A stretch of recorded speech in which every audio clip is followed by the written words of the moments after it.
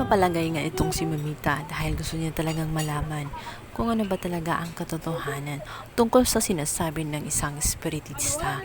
Kaya naman inimbestigahan niya ang bawat galaw nga nitong si Lucy. Nariyan na ngang sinundan niya ito nung may pupuntahan nga siya.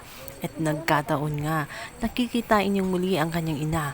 At dito nga'y matutuklasan ni Mamita na ito nga si Farah ay tinawag na nanay, ito nga si Belen. At ito rin si Belen ay tinawag na Farah, itong si Lucy.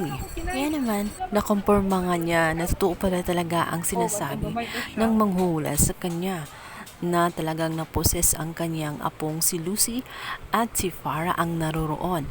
Kumpirmado dahil na rin sa nakita niya sa kanyang dalawang mga mata.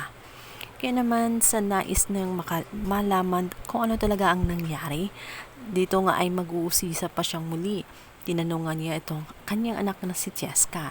At dito ay sinabi ni Cheska sa kanyang lola kung ano ang nangyari nung unang nagkita sila nitong si Farah doon sa kulungan.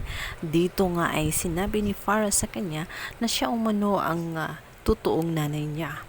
Ngunit hindi nga naniwala si Cheska.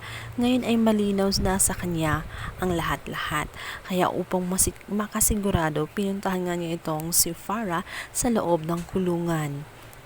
Galit na galit pa rin itong si Mamita dito nga sa pagmumukha ni Farah dahil ito nga ang dahilan kung bakit namatay nga ang kanyang apong si Vince. Buong akala rin niya kasi ay naroroon pa rin ang kaluluwa ni Farah sa loob ng katawan nito. Wala siyang kalam-alam na si Lucy na ang kanyang kaharap.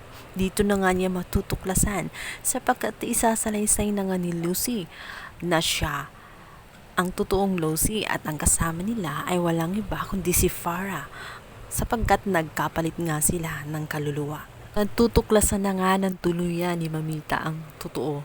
Ngunit malalagay naman sa panganib ang kanyang buhay sapagkat hindi siya tutigilan ni Farah.